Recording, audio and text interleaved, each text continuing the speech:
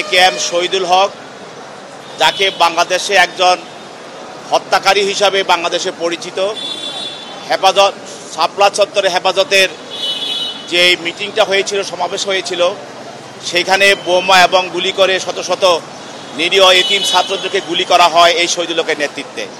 এবং তিনি বিভিন্ন টেলিভিশন এবং মিডিয়াতে নিজে স্বীকার করেছেন যে ওই দিন যদি আমি এই ক্র্যাকডাউন এবং গুলি না করতাম তাহলে সরকার পতন হতো।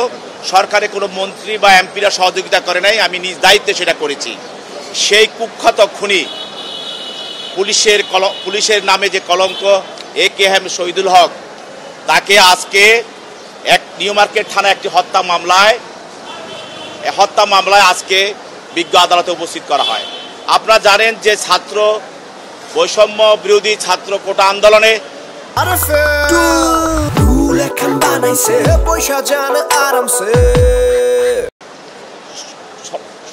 আন্দোলনের সময় নিউ মার্কেট এলাকায় ব্যবসায়ী ওয়াদুদ নামে একজন ব্যবসায়ী পুলিশের গুলিতে নিহত হয়।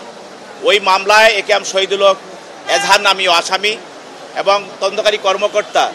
ওই মামলায় তাকে সম্পৃক্ততা পাওয়া যায় তার, এবং এই মামলার সঙ্গে তার সহযোগিতা এবং পরিকল্পনা এবং অপরাধমূলক ষড়যন্ত্র বিষয়টি সামনে এনে বিজ্ঞ আদালতে তার বিরুদ্ধে আরও জিজ্ঞাসাবাদ করার জন্য 10 দিনের রিমান্ড প্রার্থনা করেন। বিজ্ঞ আদালত তার বক্তব্য শোনার পরে, দরখাস্ত শোনার পরে এবং আসামি পক্ষের বক্তব্য শোনার পরে তার বিরুদ্ধে এই মামলায় 7 দিনের রিমান্ড মঞ্জুর করেন।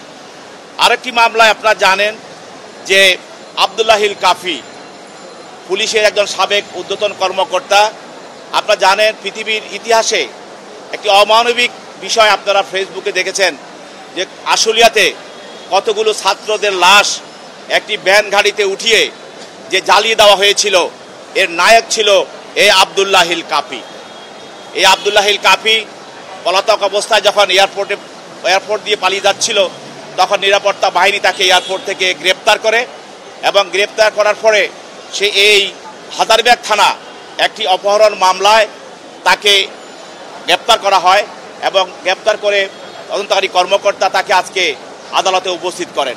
এবং এই অপহরণ মামলার সঙ্গে এই আসামি সম্পৃক্ত থাকার কারণে বিজ্ঞ আদালতে তদন্তকারী কর্মকর্তা 10 দিনের রিমান্ড প্রার্থনা করেন এবং আসামি পক্ষেও তার পক্ষে আইনজীবীরা রিমান্ড বাতিলপূর্বক জামিন প্রার্থনা করেন।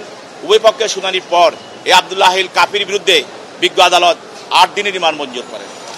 আপনারা জানেন যে আরেকজন সদ্য বিদায়ী আইজিপি আব্দুল্লাহ আল মামুন, যিনি এই গত ছাত্র জনতার আন্দোলনে, বৈষম্য বিরোধী কোটা আন্দোলনে যে ছাত্র জনতা রাজপথে ছিল এবং যাদেরকে তিনি পাখির মতো গুলি করে হাজার হাজার ছাত্র জনতাকে গুলি করা হয়েছিল, তার নেপথ্যে নায়ক ছিল এই আব্দুল্লাহ আল মামুন।